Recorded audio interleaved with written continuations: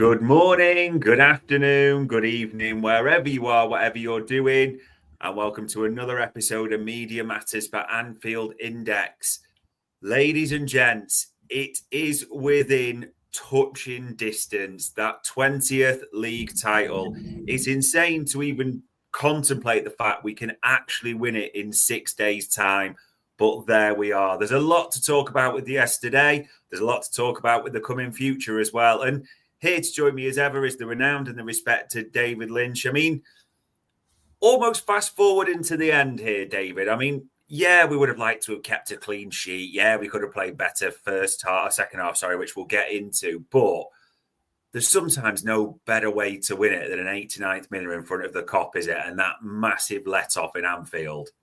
Yeah, exactly. That's the weird thing about football is that kind of the closer you come to having something ripped away from you, the better it feels when you do get over the line. And so, to concede an equaliser in the 85th minute, you think, oh, they've thrown it away again. And, the stakes aren't that high because Liverpool, even if they draw that game, they're a point closer to winning the title. They're still going to win it. But it's kind of, everybody's wrapped up in the nerves of it. They want to get it over the line as quickly as possible. So, that goal goes in. It's a little bit of a sickener and it had felt like it was coming as well. And so to then just go straight up the other end and get the winner and get it late enough that you feel that you have won the game was just absolutely massive. And I think you could see from the celebrations for the goal, for at full time, players, fans, everything, just how much that meant. In the grand scheme of things, it's not necessarily the 3 points you will look back on and say that's where the title was won because, like I say, it was probably already wrapped up anyway. But to move a step closer, it just felt absolutely massive, didn't it? And it was a great, I've seen a little talk about the atmosphere yesterday, but I think in those kind of last 10, 15 minutes or so, it was absolutely up there with anything we've seen this season. And, it was there when it was needed. And fans turned it on, the players turned it on, and it was just kind of a magic moment, really. And there's been a few magic moments in this season, and you wouldn't have thought a seemingly kind of half meaningless game against West Ham towards the end of the season would be that. But I think it did turn into a really good day in the end, and it was you should always relish those ones where you kind of win it late on at the Kop end, and especially when you've nearly thrown the points away near at the death as well. Yeah, they had a good go, but it is the best way to win it. And that stadium was rocking for that end period as well. No two ways about it. And for the match, it almost feels like it was a reverse of what we normally expect from Arne Slot and Liverpool. As in, the standard's been a slow first half. We're sort of feeling the opposition out. Second half, Slot makes the adaptation. Sometimes substitutes make the difference, and we go on from there. That's been the MO for this season. Yesterday, was it almost a reverse of that, where the first half was really good, the second half really wasn't, and the subs actually kind of depreciated how well we were doing? It just felt like a complete reversal, didn't it? Yeah, that's it. Not used to it kind of playing out that way, really, over the course of this season. As you say, they've generally been poor in first halves and good in the second. And, when they started the first half and played as well as they did, you kind of thought, oh, well, this could end up being quite a comfortable win because Liverpool looked like they're really on it. The pressing was there. They were creating chances at will. They were largely limiting West Ham pretty well. To kind of, you look at them Kudus efforts, that probably the closest they come, and one's a really dinked, incredible effort. The other one's from absolutely miles out. So you kind of, Liverpool were kind of, they looked well balanced and they looked up for it. But I think the longer it goes on when you don't get your second goal, there's always that potential for nerves and always that potential to have the question in the back of your mind of kind of, do we push for another or do we just hold what we've got at the moment? And kind of Liverpool, I think, found themselves trapped in that a little bit. And that's why it felt like the kind of performance got progressively worse as the game went on. And I think you're right to mention substitutes as well. I think, again, that's been a calling card for Slot for so long, hasn't it? In his debut season, that he's got those right and always made Liverpool better. But I actually think they kind of made Liverpool worse yesterday. So you can't, you can give him a pass on those ones because he usually gets it absolutely bang on. But I don't think the subs helped Liverpool in any way. So yeah, it all kind of added up to West Ham being pretty dominant in that second half. And I mean, one thing I will say about that, you kind of look at the expected goals and the chances West Ham do have in that second half. They're very dominant in possession and they're making Liverpool work, but they're actually not absolutely banging the door down in terms of the chances. You know, they're not carving Liverpool open. I will, you know, time and time again, I will say that. They do end up with quite low XG from that second half. So, and I think that kind of tells a story, really, that creatively they weren't quite where they needed to be to get something. But they were definitely dominant in possession. Liverpool couldn't get the ball off them, and they, you know, kept turning it over time and again.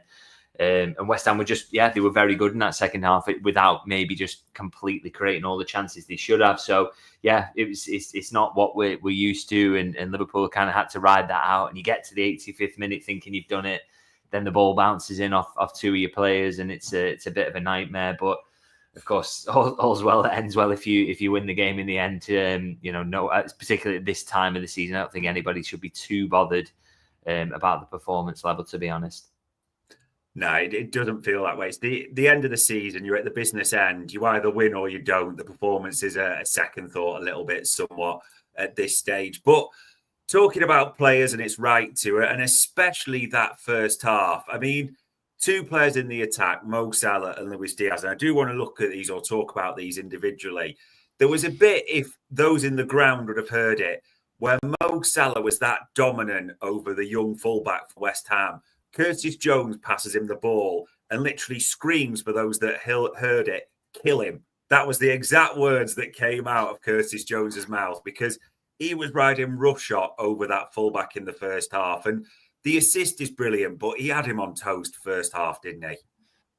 Yeah, I mean, you almost kind of felt a little bit sorry for Scarles there being thrown in against that, because, you know, Mo, he's had maybe a couple of off weeks that we've kind of talked about where he's not quite been there. And I mean, he looked firmly back to his best yesterday. Yeah. Like you say, he had the defender on toast, didn't he? Just time and time again in that first half, and different ways of doing it as well. You know, some great first touches to deceive him, or sometimes just leaving the ball and letting it run and using his pace, which again, you know, we talk about, how he might kind of decline, or, you know, the physical metrics or whatever. And he didn't look slow at all to me yesterday.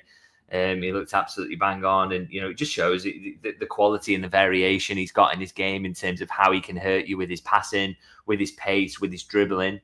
You know, he's so complete, isn't he? And I guess that was just another one of those games where he shows that, and he gets an absolutely superb assist. I mean, he's now on 18 for the season. That record looks gettable. I really would love him to get that, because I think it would just show, you know, if he gets it, he'll have a couple of golden boots, or really 3 golden boots will it be if he gets this one?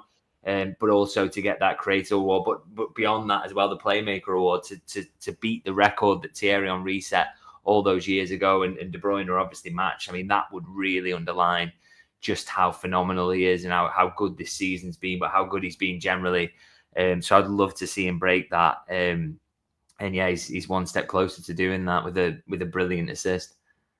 Yeah, and to, even as it says on the screen for those that can't see it, 45 goal contributions so far, and he's not even played 38 games. He's already broken the record from Haaland and Thierry Henry. It's just insane how good he was yesterday. And the other side, the other winger, Luis Diaz, he's had a little bit of a purple patch, you could say. Scored against Fulham. I know it's defeat last week, but scored again. And he's on 15 goals now. It shouldn't be ignored, his contribution yesterday, should it? Yeah, he's had a really good season, to be honest. I mean, some of the stick he gets from time to time, I think, is incredibly unfair. I mean, he clearly at Liverpool, you know, would look at that as a position where maybe they could get a little bit more in terms of end product there. And, you know, I don't think they think that he's perfect, but he's also not absolutely terrible either. And, you know, I don't think it's any coincidence we've seen his form surge again since he's been restored to the left-hand side, which is his natural position. He did a great job in that centre forward role for someone who's not a natural, but he is a left winger. And I think when you put him back out there, you see, you know, arguably the best of him. And, you know, that is kind of finishing off chances like that. His dribbling's excellent. Work rate is, you can never, ever question that with him. He leaves absolutely everything on the pitch, and he gets Liverpool up the pitch as well. So he's been a big part of this title win this season. And obviously there's a few question marks about what kind of happens with him, and we'll see about that. But there's no doubt in his contribution this season. And I think he, you know, again, good to see him back in the team, good to see him back in the goals, and good to see him back in form. But I think it really does help that he's on that left-hand side where he is far more natural. Yeah, he'd always just look a different player, even though he's played that false nine, leading the line for us at times. He did just look on it yesterday. And I mean, speaking of players that were on it yesterday, let's just have a listen to what Alisson Becker said after the game, because his performance was insane. Times you've done it as a team, even with the 9 seconds and you suffer that setback, you still feel as though Liverpool will find a way to get back in the game. Yeah. It's really disappointing when you concede a goal like that. We know our responsibility on the goal. Sometimes you have to clap hands to the opponents because they deserve for the way they play, but was really poor from us for 15-20 minutes defensive wise, giving too much space. But then we have to highlight the energy, the intensity we put at the end of the match after conceding the goal to get the winner at the last minutes and keep defending, keep the result. Football is about that as well. Not always you're gonna have a clear performance, clear game. I mean, does it say everything about Alisson Becker's performance that a West Ham player couldn't beat him? It took his own teammate to stick it into the net for him to concede, because it shouldn't be ignored. He was insanely good yesterday, wasn't he? Yeah, and we talk about quite a lot how kind of Queeveen Kelleher is really, really good, isn't he? He's an excellent backup goalie, and you're never kind of too worried when he comes in. But I think, across the last 2 games, you've seen that there is that little step, isn't there, between these two, or maybe a big step, really, because this guy is, just the best goalkeeper in the world, really. It just isn't in doubt for me at all. Every aspect of his game is top class, but it's like, when the opposition go through for a one-on-one, you always kind of feel in favour of the goalkeeper when it's Liverpool, and that isn't natural. That's not normal. And I guess, there's going to be a time when he leaves in the next couple of seasons or so where Liverpool fans are going to have to get used to the fact that, like I say, that isn't normal. That they're going to do very well if they find another goalkeeper who's like that, in terms of just charges out and seems to save everything. He's just, he's outrageous. And it's not just those ones where he comes out, makes himself big, like the Bowen one was a really good save, really smart save. But, tipping the Kudus effort onto the bar, the agility he shows for that, and then he's great with his feet as well. He's just got absolutely everything. And I think, the key thing for him really is just the calmness he exudes. He never seems kind of flustered and rushed. And I guess that allows him to be really, really good technically when he comes out, and he and some other things, and always be really alert. He's dead switched on, because he's never in a mode where he's kind of panicking at all. It's, I think character and composure is a big part of why he's such a good goalkeeper. But the fact is, Liverpool don't get the chance to win that game if he isn't as good as he is yesterday. And he's just a top class player. He's in that real upper echelon of players that Liverpool have got, where you could argue they're the best in the world, they're the best in their position, and that is Van Dijk, Mo Salah, and Alisson. Really, they are just 3 absolute all-timers in their position, and they've been a big part of why Liverpool have won so much while they've been around, including this kind of latest Premier League title. Yeah, they just are elite. And I mean, Alisson was man of the match and awarded it quite rightly. Virgil van Dijk, an interesting one, maybe. I mean, I thought he was brilliant up until the own goal debacle, which he admitted afterwards he played a part in. And he does breathe a sigh of relief. But overall, he was still very, very good. Again, it almost felt like, having been a few dipping weeks, this was Van Dijk back to his best, and the header, brilliant for redemption, wasn't it? Yeah, it's a funny one with the goal. I mean, you watch back and Robertson, he's the one who scores it, but he looks really annoyed with Virgil, which I imagine maybe is something to do with, he must have given him a shout. He must have said, I'm coming through here, and Van Dijk still put his leg out, and that's caused the confusion, which must have been why Robertson was so annoyed. And it's funny with Robertson, actually, just to quickly talk about him, is that he's not had overall his season's not been of the standards he usually sets. I don't think he's been as bad as been made out, but he's clearly not. He's not in his peak years anymore, and he's not. But he's so unlucky as well, so many times. You think about the penalty that's just outside the box against Southampton, the other own goal. He's kind of, or things have just been deflecting off him. He's had a few issues, and again, this one, his own teammate kicks the ball off him and into the back of the net. So I feel for him a little bit. But yeah, because I think Van Dijk more than played his part in that. But the important thing in those moments then is, can you have the composure when your big moment comes? Can you redeem yourself? And obviously Van Dijk does that. Brilliantly placed header.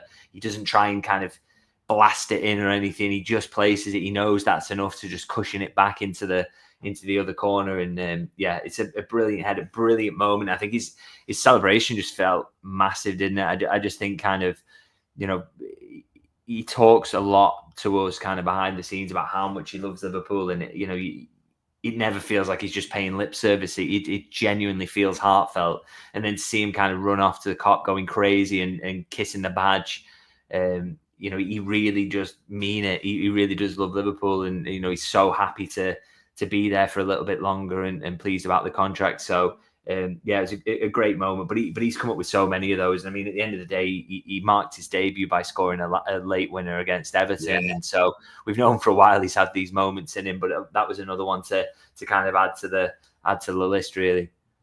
Yeah, absolutely brilliant. And just that small things are written when small moments. They could have been so different from sort of the 85th minute or whatever it was to the 89th, but we take it no two ways about it.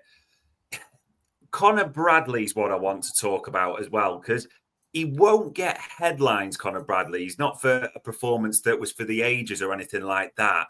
But just Liverpool having a natural right back, it made all the difference in terms of the effect on others yesterday, didn't it?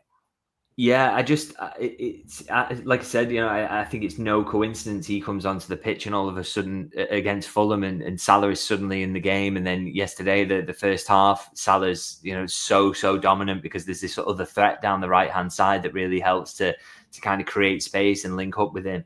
I think he's absolutely massive. I mean, the key thing with Bradley as well is, spoken about the effect an orthodox right back can have on Salah and the team in general. And it's not just that they've missed trends, but it's also Conor Bradley is absolutely brilliant. Like, we've spoken before, and I want to emphasize this point. I would like, in the event that Trent leaves, which is what we expect to happen, that he be the first choice right back for Liverpool next season. He is easily good enough. It's not even a question for me. I think Liverpool have to replace certain elements of what Trent brings in other parts of the team, but Conor Bradley is a good enough right back to play for Liverpool, no doubt about that. And he's shown that since he's come back. I mean, we talked about the substitutes not quite working for Liverpool actually, and I think one of the things that hurt them was bringing Conor Bradley off. I thought he played really well again and was linking with Salah really nicely. You replace his ability on the ball and everything else with Quansah, who's not quite as comfortable there. It just didn't work. And like I say, Conor Bradley he brings balance to the team in the absence of Trent, but he also is just a top class player. So really looking forward to seeing him continue to develop. And it's looking like a vacancy is going to open up there where he's going to get more chances. So he deserves them, and I am very much looking forward to that. One question that's coming in the chat panel, and there's one more player I want to ask about, but this one's coming up from a few. When we win the league, and it is when, not if, do we play the remaining games? It says as if drunk, or do we play with freedom that seems to be missing from our recent games? What are you when the league gets won? Do you think there will be a bit of a switch off like 1920 where it almost didn't matter? Or do you think there will be some almost playing for the futures into the summer a little bit, or don't know what to expect in that regard? Yeah, it's hard to say, isn't it? Because it's Slot. I mean, I know he doesn't love rotation and likes to keep a balanced side. The fact is, they'll want to get as many points as possible, by the way, just to kind of quieten any talk that this isn't a deserving side or whatever. So, right. I'm sure they would love to get 90 odd if they possibly can, or just to break 90. That would be important for them. So, I'm sure they'll want to go strongish, but it does give an opportunity, and I want to see this of a couple being given opportunities. The obvious one, isn't it, is Chiesa. Would love to see a little bit more of him, and can he make something of it? Is this second season at Liverpool actually going to be something, or is he just going to be sold this summer? We'll have to see. But I think, I'd love to see a little bit more of him. And like I say, they will be motivated. It's just maybe not going to kind of be absolutely sprinting round and putting everything on the line, because they don't necessarily need to. But I'm sure that there's enough quality there, even at kind of 99% sometimes, to get a few wins. And I think if you do bring in someone like Chiesa, he will be hungry, he will be desperate to prove a point. So Maybe hopefully there's a little bit of that going on, and that can help Liverpool. Harvey Elliott's another one who could come in for minutes there. They will be hungry and want to get wins and want to show they can do a little bit more next season. So that's what I kind of like to see, is a little bit of a few changes through the team, which could maybe add that little bit of hunger in and get them over the line with maybe push them past that 90-point mark if they can. Yeah, for anyone that saw Chiesa on the bench, he was kicking every ball and getting involved. So it's clear that he's desperate to get involved in some element. Just to come in on that, sorry, Dave, but this is the thing with Chiesa that's making me think, any other season, any other situation, I'd be like, he's absolutely he's going to go this summer. There's no question about it. But the degree to which he is absolutely invested in the Liverpool cause, and I've seen this all the way through the season, that how happy he seems to be there. The fact his agent is saying that he wants to make something of it still, it just suggests to me that there's a chance he's still here next season. And I would like to see that, because I think there's a really good player there. So it's a really interesting one. And like I say, maybe the point at which Liverpool get it over the line, maybe that's when we do start to see him. Yeah, it will be interesting to see if he does get a run, and what position as well, because he talked about the right, but he's played in the middle. It will be fascinating to keep an eye on. One player I'm not sure we're going to see again, Darwin Nunez. I mean, this one was interesting, and there's a couple of bits, and maybe it's just my suspicious nature with this, but the club didn't confirm it until after the game. Now, normally when players are ill, there's usually yourself or other journalists will get that information before and tweet it, so we know who's not going to be in the squad in that regard. But Darwin Nunez was apparently ill. That's what Arne Slot said afterwards. And yet he was sat with the subs. He was mixing with the squad and drinking his mate on the bench behind. And am I just being too cynical with all of this? Or to me, that feels like, and I'm going to use these words carefully, potential asset protection going on there, it feels like a little bit. Yeah, I mean, I don't know what to say about this one, because a few rumours doing the rounds prior to the team coming out, I would say, about maybe some sort of encounter in training or something had gone on there. And then, of course, then he's not in the squad. It makes you think. And for me, that illness explanation doesn't make sense, in that you wouldn't want him mixing with his teammates. You wouldn't want the risk of him sharing that around the squad, particularly when, you're in a moment where the title's still on the line. So something kind of quite doesn't add up there. But I've not had, anything stood up in a concrete way that would make me want to say anything here publicly about that. But I'm slightly, I'm not sure the manager's explanation kind of adds up for me, really. I think there's maybe something else kind of gone on there. But, you'd still like to think that if there has been any kind of clashes or whatever, or any disagreements, that, he can come back into the squad for the final 6 games of the season and play a part. I mean, if we all know, and been saying this for ages, he is going at the end of the season. There's no question about that. So it's kind of, what can he contribute between now and then? So let's see if there's a few more moments for him, a few more minutes. He doesn't have to leave on a kind of negative note, does he?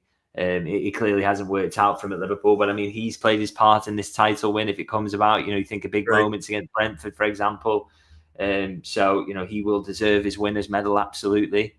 So let's just hope it kind of ends on a positive note, rather than being dragged down into any negativity, because there's just no need for it at the end of the day, I guess. No, absolutely, especially when that title win is so close. And no doubt what the main sort of context, the discussion is in the chat panel as I'm looking now, transfers and contracts. That's the big one coming up for people. And I suppose in terms of transfers, there's a few names and it seems to be a lot of the same names, it's fair to say, coming up. Now, we talked about Ekitike last time, and a lot of the noises were coming from his camp, his agencies, but there do seem quite a few sources or a few places now mentioning Ekitike. Do you think it is still just agent talk, or something really in this one potentially? No, there's definitely something in it, in that, like, as much as it's agent talk and his representatives are definitely driving a lot of this. There's no question that Liverpool would be interested in a player of his quality, his kind of profile. He's doing it in a top 5 European league, really good age. He's scoring goals. He absolutely is on the radar. There's not a question about that. My whole thing about the agent thing is kind of, when they're driving it this hard, does that mean that Liverpool maybe aren't pushing as hard, and maybe there's kind of an attempt to drum up interest elsewhere to kind of force Liverpool's hand a little bit. It always makes me a bit sceptical because I know, you know the way that Liverpool's recruitment works is that they try and keep things under wraps. They were very much, if he was top target at the moment, they would be saying to his agent, look, let's just calm this down a little bit. We're going to come for you in the summer, but let's not make a noise about it and try and keep it quiet. And that clearly isn't going on at the moment. So it's just hard to say. I mean, he's definitely on the radar, definitely one that Liverpool have looked at.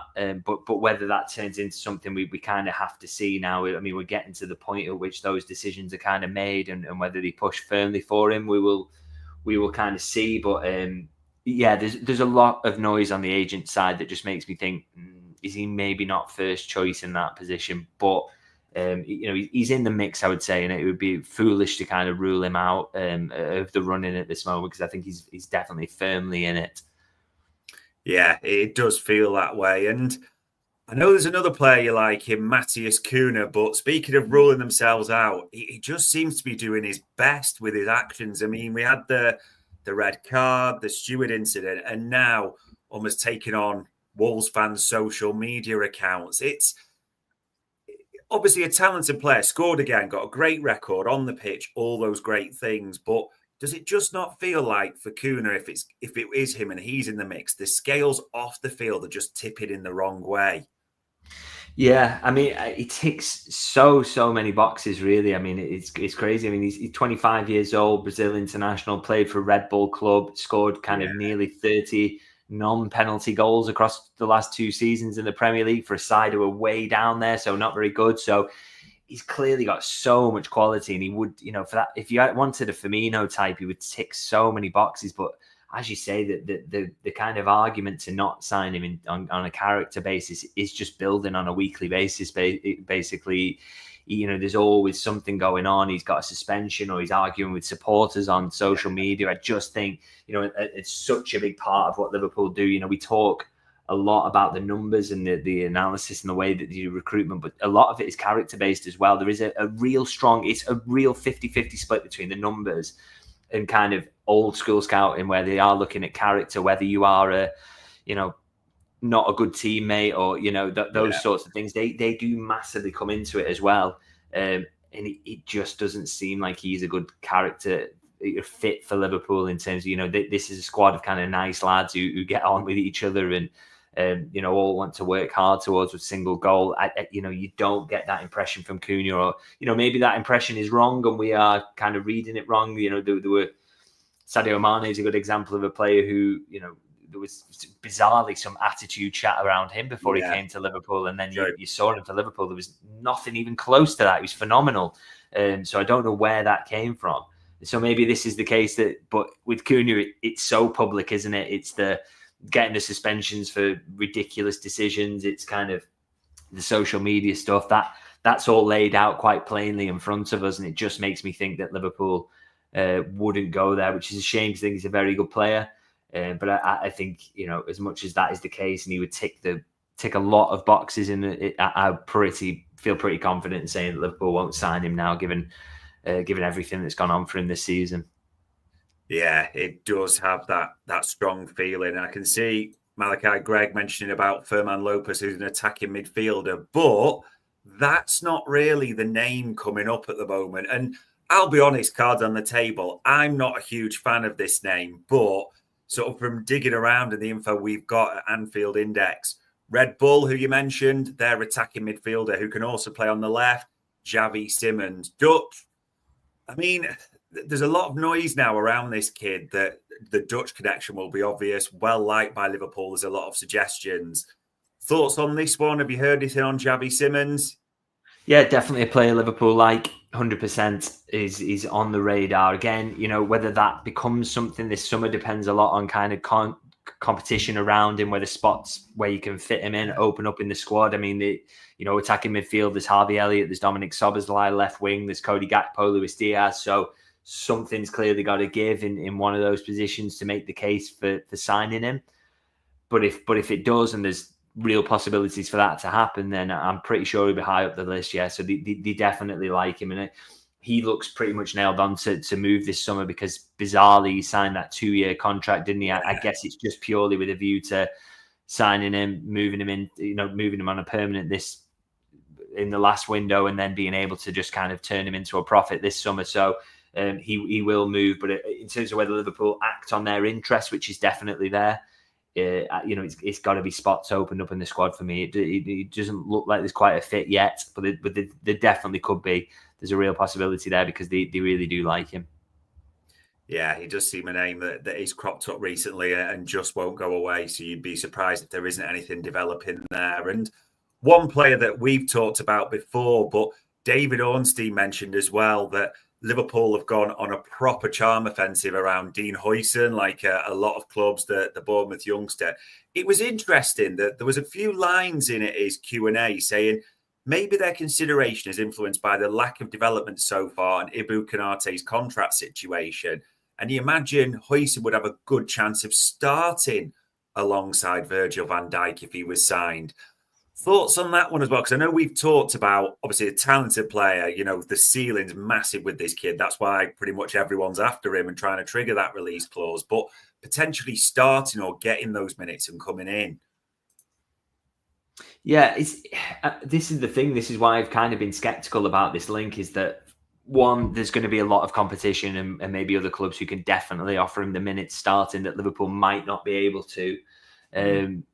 And obviously the Konaté element, the fact it will be, for Liverpool, I expect Liverpool to sign a centre-half this summer because I think that Joe Gomez is going to leave. So there's going to be an opening spot there, which brings you in, pitches you at maybe probably third choice centre-half if you were to come in.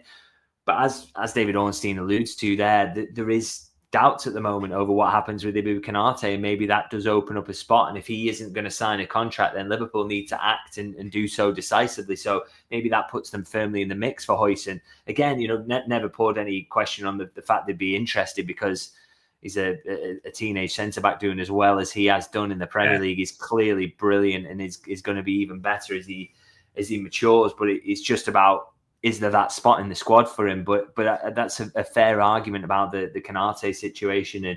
And Liverpool are clearly in the mix. But again, it's, there's just so much competition there from sides who might be able to offer more, might be able to be more convincing in the offer in terms of minutes played. But we'll see. It's another one where it's a kind of interesting storyline going into this summer.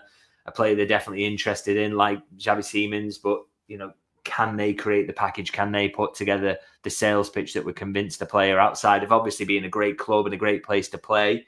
But can they guarantee him enough minutes to say that moving from Bournemouth right now would be the best move for his career? So we'll have to see. It's an absolutely fascinating one, that. And I would like to see him sign because I think he's a really good player. But, it's hard to offer any kind of concrete guarantees around that one. We are still very, very early. I mean, we're not even at the end of the season yet, so we'll see how it plays out. I think as well, because the Konaté situation, I think I've seen some saying, well, at least if Konaté goes, Huijsen comes in. I mean, on that basis, Huijsen, the ceiling is massive, absolutely massive. He looks like a potential star. That's why all these clubs want him. But still right now where he is, he's well behind where Ibou is in his current development, isn't he? That would be a bit of a downgrade for the immediate future. Yeah, without doubt. This is it. I mean, we shouldn't get kind of wrapped up in the excitement of a potential signing coming in and suddenly thinking they could do the job of replacing Konaté. I mean, Konaté he's one of the best centre-halves in the world at the moment. Let's not forget that. The best scenario for Liverpool surely is that they sign him up again. Whether they can make the case to Huijsen that we're going to sign Konaté up, but there's a potential job as Van Dijk's successor there for you if you come in now, and also to replace Konaté sometimes to get plenty minutes throughout the season. We can create a rotation there for you that keeps you happy. We'll kind of have to see with that. But yeah, as a direct replacement for Konaté, I'm not sure he's quite at that level yet. So that would be a worry. So it's all about, like I say, can Liverpool sell it? Can they say that there's a pathway here for you? We're going to set you up to be kind of one of our first choice in the next couple of years. And that's going to be better for you than maybe staying at Bournemouth for another year. It's a really interesting one. Yeah, it will be one to keep an eye on. It's clearly a player that we like. And speaking of players that we like, and even more players that we love, Mo Salah signed last week, Virgil van Dijk. He kind of talked about it afterwards. I know you'll have seen the interview, and there's a few sort of laughings between Salah and Van Dijk. this is when, not if, even hoping there might even be something this week, isn't it, really? Yeah, I would expect it this week, to be honest. I think they're pretty much all done as far as I understand it now. So it's just a case of kind of, when does the club announce it? It's just those final details kind of sort out. But as you say, it's when, not if. It's pretty much all there. So yeah, it's I'd be surprised really if we get to the Leicester game without it being announced. So that's exciting, good news. And been a good kind of few days for Liverpool, hasn't it, to get 2 of these 3 sorted. And I would say, by the way, so much time wasted worrying about it by so many this season. And yet, we spoke, we could go back so far back to podcasts we did about this contract situation whereby we said, expect Salah and Van Dijk to stay on similar money, maybe 2-year deals. Trent's a different case because he might want to try Madrid. And we said that months and months ago, and what you've seen since is a lot of kind of teeth gnashing, a lot of anger, a lot of recriminations over something that has ultimately fallen out and sorted itself out in the way that we largely expected. We never knew what Trent was going to do, and it looks like he's chosen Madrid. But it was clear that Liverpool weren't going to let the best centre half and the best forward in the world go when they were so desperate to stay. And so here we are. It's it's kind of maybe it's a lesson we can all take forward to not waste too much time worrying about these things, because they do generally get sorted, and everybody who was kind of close to it was given the impression to us that was going to be the case. And yeah, here we are with the 2 contracts sorted, and Liverpool can move forward now, and it's a really good start to the summer as well. Yeah, it would be appreciated in a way if anyone possibly with the surnames Hughes, Ward and Edwards could just sort all the contracts in the summer so we didn't have to spend next season just talking about others most week. That would be absolutely brilliant. And I mean, speaking of it all the time, this is actually insane where we say this, but as we stand right now, it's Monday the 14th of April, David. Liverpool can be Premier League champions by Sunday the 20th of April. That's insane to say, isn't it, really? Yeah, it's crazy. I mean, at the start of the season, kind of who would have thought that, really? I mean, I had Liverpool down for finishing 3rd this season. I thought that was probably the limit to the expectations. New manager coming in, not many signings to kind of massively change things from last season. So probably thought it was the 3rd best team last year. If you get a few fewer injuries, maybe it can be in the mix a little bit longer, but probably will finish 3rd because Arsenal and City are such good teams. And obviously it's not quite worked out that way. Obviously City have had their drop off, Arsenal have had their issues, but equally, as much as that is true, Liverpool have just been better than they were last season. They've been more balanced. They've been able to pick up wins and they're still finishing strongly, because as much as people want to say they're limping over the line, by the way, they're the most informed team in the Premier League outside of Wolves. So, if that's limping over the line, they're doing a really good job of it. So they've just been excellent this season, and maybe a little bit of good fortune in that they're going to wrap it up this early, because that owes a lot to the rivals kind of falling off. But they've been good. We can't underestimate how well they've done for so much of this season. Been a very, very good elite level team, and they would have gone deeper in the Champions League had they not met PSG at that early juncture, a team who I think will go and win it, by the way. So it's just an excellent team, and huge credit to the players for all that they've done in that. Huge credit for the manager as well, because to come in and fix things and sort things and get people playing your football that quickly it just shows how smart and how good he is. So it's a miraculous achievement, and to be 13 points clear, 2 wins away from winning the Premier League title, and this time we're in April. You think back to the COVID season, Liverpool did not get the opportunity to be in April and enjoying it and thinking, can't wait for this to happen.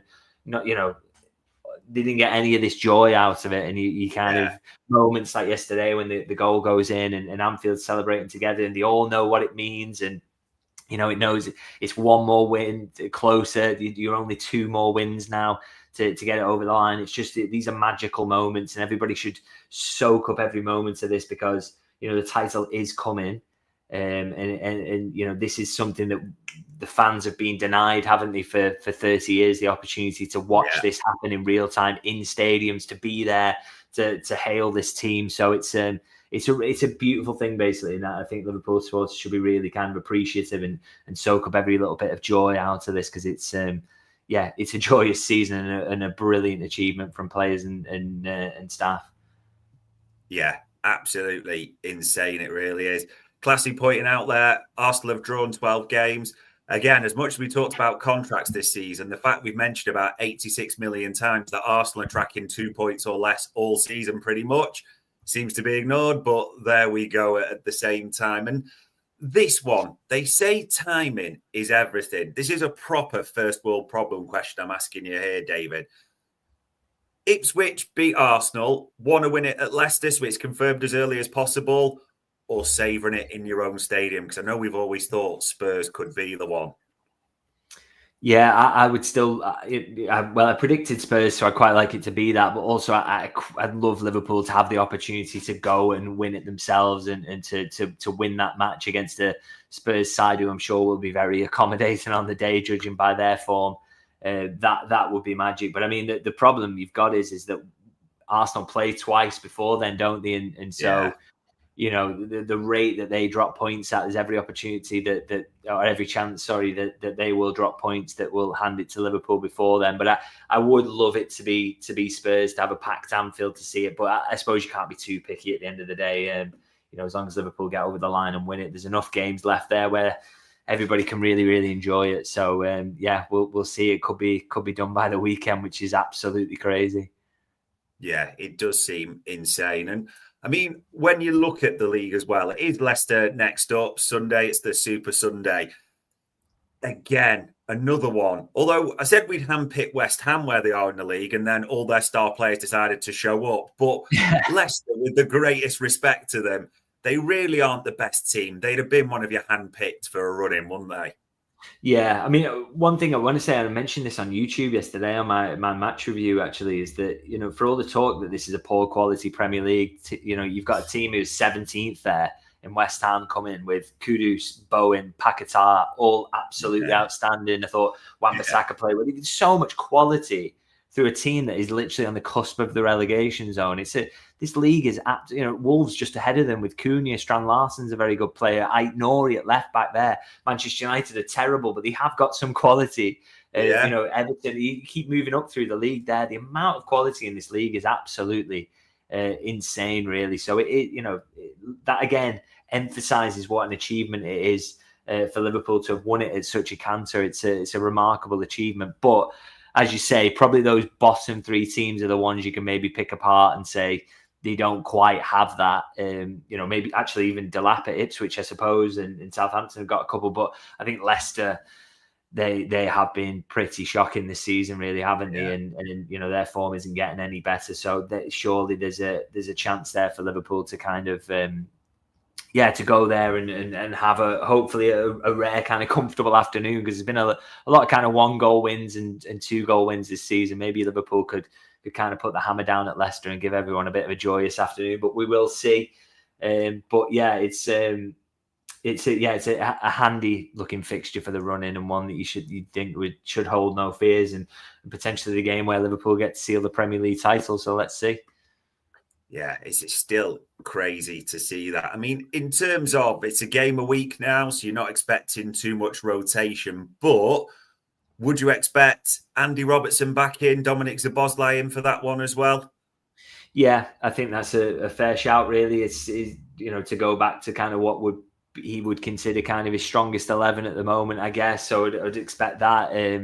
Don't expect to maybe see Darwin Nunez coming back into the starting lineup. So it kind of picks itself, really, doesn't it? And I think, once the league is secured, and whenever that is, maybe that's next weekend or the weekend after, maybe after that, then I think, then's the opportunity to rotate. We'll see a little bit more of a Harvey Elliott, a Chiesa, but until then, it's just go as strong as possible, really, and get the games won. Yeah, it is all about just winning that league. Will it be next weekend? Who knows? Could it be a week's time or a week's time after that? Sorry, even against Spurs at Anfield. Who knows as well? Either's going to be brilliant. And the only final question I wanted to ask you, because quite a few are putting this, as you'll know, in the chat panel and speaking about it.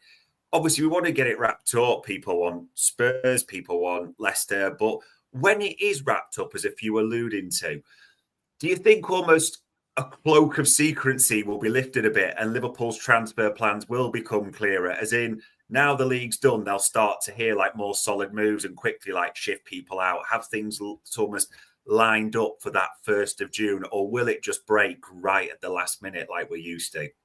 I think Liverpool operate so secretively, which is an absolute nightmare for us who cover the club, to be honest. So I don't think we'll be hearing too much. I think they'll still want to get to the end of the season before things really start to move in that first transfer window that opens. But what you can say is that it does give opportunity for they already do this, they already plan ahead regardless of what happens, but it really allows them to make kind of firm moves with the planning for next season and getting in touch with the players that they've identified and making sure they move forward with what they need to do there. It allows them to do that a little bit early because there's nothing left riding on the season. So it's not a bad position to be in terms of planning on building that. And I think it's fair to say we can expect a pretty, I try and avoid, I don't think I've ever promised this before, but I'm pretty certain we can expect a big summer from Liverpool because there's just so many who could be going out, and that opens up the opportunity to spend and change the squad, and the manager wants to put his stamp on it as well.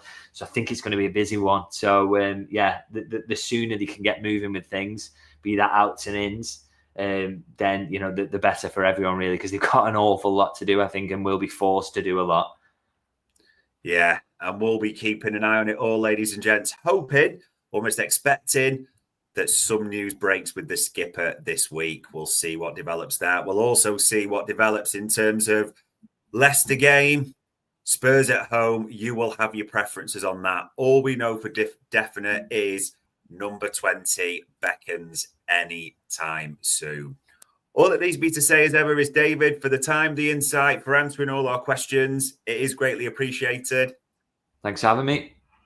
And ladies and gents, that was another Media Matters